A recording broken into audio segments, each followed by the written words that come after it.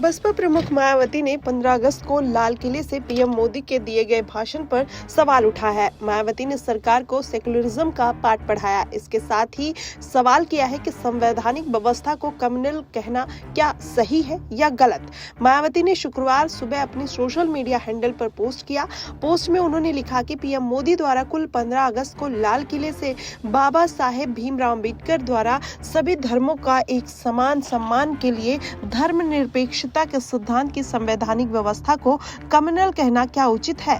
सरकार संविधान की मंशा से हिसाब से सेकुलरिज्म का पालन करे तो यह सच्ची देशभक्ति व राजधर्म होगा। मायावती ने आगे लिखा, इतना ही नहीं बल्कि पीएम द्वारा देश की अपार गरीबी, बेरोजगारी, महंगाई व पिछड़ेपन आदि के ज्वलंत राष्ट्रीय समस्याओं पर इससे प्रभावित करीब 125 करोड़ लोगों की उम्मीद की कोई नई किरण नहीं जगा पा रही। ये कितना सही है? लोगों के अच्छे दिन कब आएंगे? मायावती ने पीएम मोदी पर सवाल उठाया।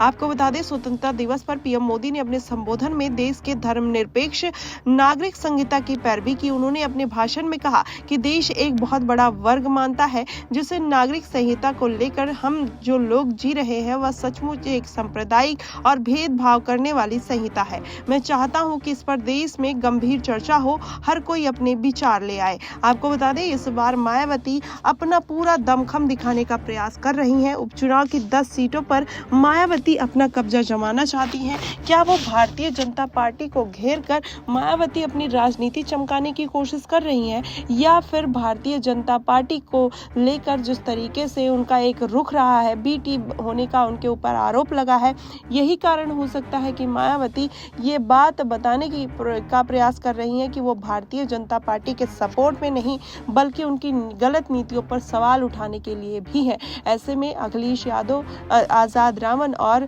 भारतीय जनता पार्टी जिस तरीके से चुनाव में जुटी हुई है, ऐसे में मायावती भी अपनी पार्टी का अस्तित्व बचाने के लिए लगातार संघर्ष करती हुई दिखाई दे रही हैं। ये संघर्ष उनके लिए कितना सही होगा, ये तो आने वाले उपचुनाव की 10 सीटों पर पता चल जाएगा। लेकिन 2027 के विधानसभा चुनाव में अगर मायावती सही स्ट्रेटेजी के साथ नहीं उतरती हैं तो कहीं ना कहीं बीएसपी पार्टी पर खतरा मंडरा सकता है, क्योंकि आजाद रावण एक दलित नेता के तौर पर आगे आते हुए दिखाई दे रहे हैं। वहीं काशीराम के विरासत और सिद्धांतों को लेकर चलते हुए भी दिखाई दे रहे हैं। मायावती का जो आधिपत्य था काशीराम और अंबेडकर साहब पर, कहीं ना कहीं वो अब बिखरता हुआ नजर आ रहा है और यही कारण है इसका फायदा कहीं ना कहीं आजाद रावण उठाते हुए नजर आ रहे हैं।